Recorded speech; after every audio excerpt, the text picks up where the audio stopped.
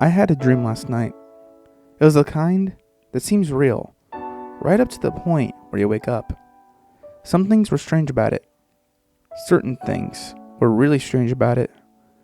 But it never occurred to me that it might not actually be happening. I'm still not prepared to say that it didn't happen. I'm not spiritual, and I don't really understand stuff like that. I just feel like I've been somewhere, and now I'm back.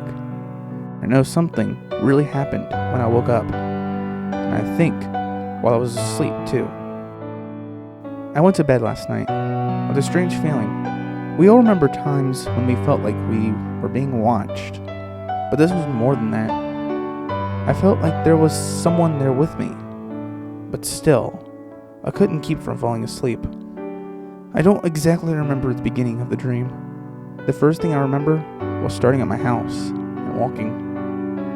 I was just walking down the road. All of my neighbors' houses were gone. I was just on a long, empty road. There was no one around but me. I don't remember what I had been doing at my house before, but I may have been there for a while before I started walking. I just recall feeling a strong urge to walk. I felt okay walking down the road. It was cold and dark, and I felt a little lost, but I wasn't afraid. Not like I had been in my room. I don't know how long I was on that road. It felt like a long time. I mean like days long. But I never felt tired, and I just wanted to keep walking. The road changed after a while. It had been straight and nondescript the whole time. But eventually, I reached a bend, and then a fork in the road. When I reached the fork, I wasn't alone anymore. A familiar voice called out to me from the side of the road. "It's good to see you," the voice whispered. "I'm just sorry to see you here." I turned to face the voice, knowing who I would see. It was an old friend from my childhood. Someone I haven't seen in years. He looked just a little different from how I remember him, but not by much. He was older than when I saw him last, obviously, but he seemed at least a few years younger than me somehow, even though we're supposed to be the same age. He was also very pale, unbelievably white. In fact, he had deep circles around his eyes that were solid blue, as were his lips. "What are you doing here?" I asked. "I'm here to warn you," he replied. Naturally, I was all tears. "There's a man in your house right now," he explained. "What do you mean there's someone in my house? I was just there, I think." I didn't exactly know how long ago I had been there. I wasn't sure how long I had been walking. "You don't understand," my friend stammered with apparent urgency. "He's really in your house right now." I had no idea what he was talking about, but I was curious. "Who is he?" I asked him. "He's the cold man. He comes to people at night when they're afraid." The cold man.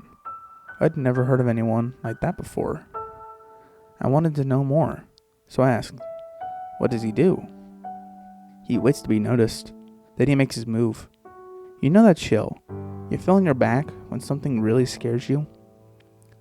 That's not just nerves. That's him standing behind you." "What for?"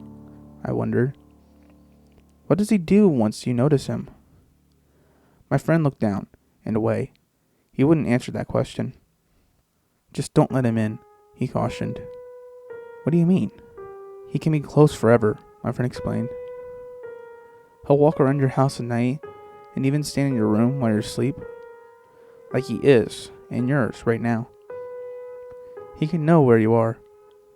He can even be looking right at you, but he won't find you unless you let him." "How does he find you? I mean, how do you let him?"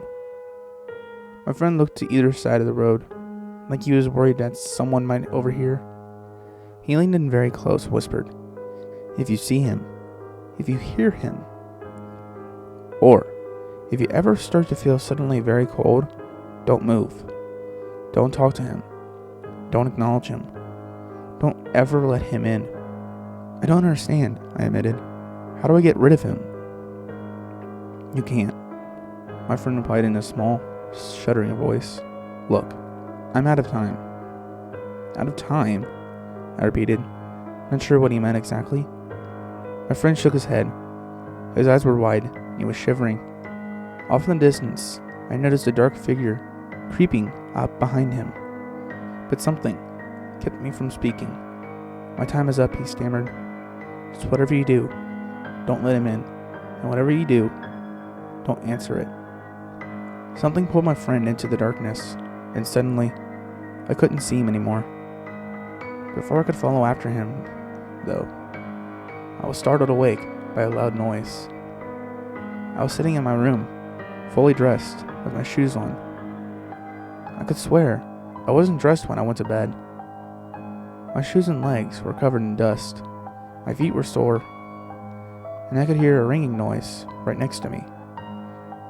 In the confusion of waking up from such a vivid dream, I didn't immediately recognize it. I felt so cold. Then I looked down and saw my phone. That was the source of the ringing. Remembering my friend's words, I didn't answer it. Eventually, it stopped ringing. The room was cold as ice. The feeling that I was being watched suddenly was as strong as it had ever been when I had fallen asleep. I could hear something moving inside my closet, but I dared not move. I just closed my eyes and waited. Eventually, I heard footsteps walking away. Still from inside the closet, it was as if they were walking down some unseen hallway through my closet. Though my closet is small, and I couldn't see anything unusual in there. When the footsteps got far enough away, the cold lifted. He didn't get in this time. If my dream was true, if the thing in my closet was who I think it was, I must never let him in. I think he'll be back tonight, though. That's when he's supposed to come, as my friend told me.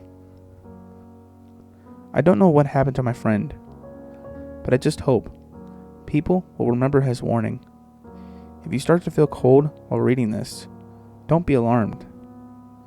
If you hear something in your house, just ignore it. You can't afford to let him find you.